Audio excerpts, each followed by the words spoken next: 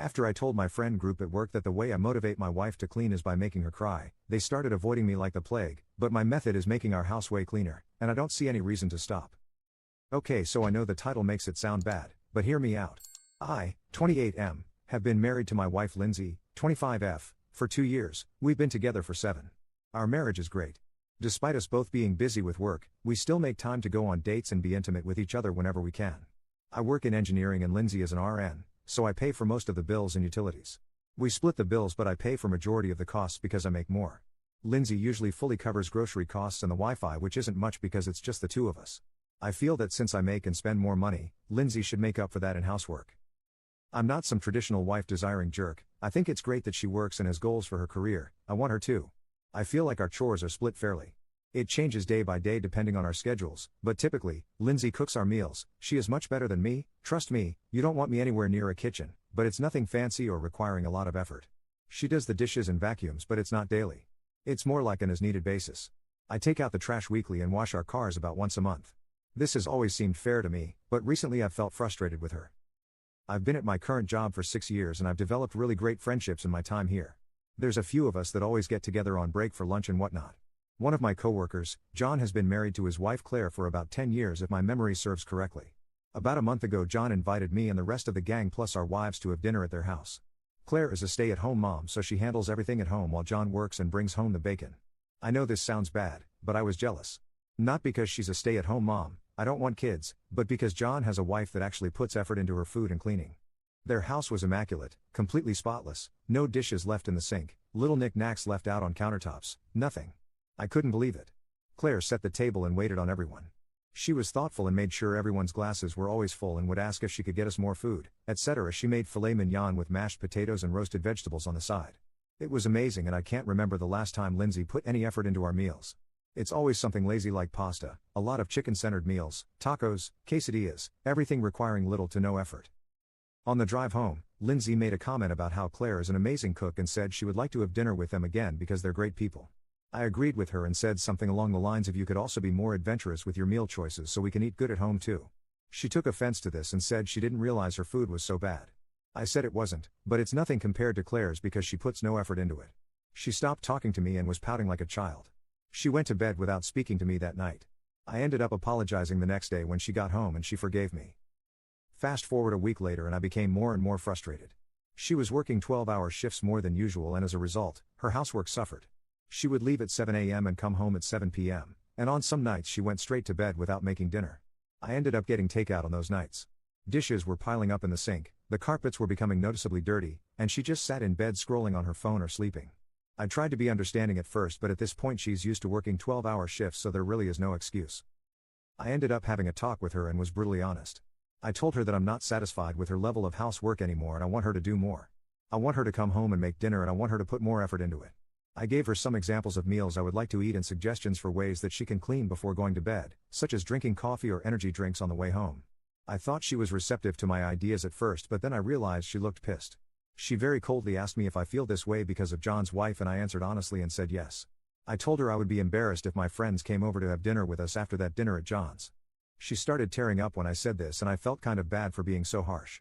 She didn't say a word to me and just left the room. I came out a short while later and saw her maniacally scrubbing a stain out of the carpet on her hands and knees, still crying. I asked her what she was doing and she screamed, "What does it look like, you fudging jerk?" The stain she was scrubbing was pretty much gone, but she continued for what felt like hours. I started feeling sorry for pushing her to that point, but then I remembered something. Something that could work out great for me or go horribly wrong. When she was in high school, she was Baker acted, I will not disclose details out of respect, and was in a psych ward. She told me she used to neglect herself when she felt really depressed, but after being in the ward, she obsessively cleans when she feels depressed or overwhelmed because of the habits they drilled into her. I almost felt like a DC villain because of the huge smirk that crept on my face. So, the next night she got home at 7 p.m. I told her I had something to confess to her and she looked petrified. I told her I was sorry, but I watched porn while she was at work because I was lonely. She ended up throwing up from crying so much, but just as I thought, she started cleaning. She washed all the dishes by hand instead of using the dishwasher. She dusted everything, every fan, every TV screen, every shelf. I didn't want it to be too obvious, so I started limiting this trick to 4x a week max. Skip to present day, I made a joke at lunch with my coworkers about how I trained my wife to love cleaning. Everyone was laughing and asked for the secret, so I said all I have to do is make her cry and she can't wait to clean. Daniel asked me what I mean, and I told him about how her response to being upset is to clean, so I've been upsetting her on purpose. Everyone was silent while I was still laughing. Adam asked why in a very unamused tone. I spilled the beans about how Claire made me realize how unmotivated my wife is and I wish Lindsay was more like her. The rest of lunch was pretty awkward and I felt like I made everyone uncomfortable. I ended up texting John to ask if I did something wrong because he didn't come by my station before leaving like he usually does. He told me he felt really weird about the way I was treating my wife and idealizing his. He told me I was being a jerk and emotionally abusing her when I should just communicate. I argued against this because I did communicate. I told her exactly what I wanted from her and all she did was make excuses about being tired from work and needing sleep. She even suggested that I should clean more if the state of the house bothers me so much and that I should learn how to cook before criticizing her. We wouldn't be able to afford the house we live in if it weren't for me.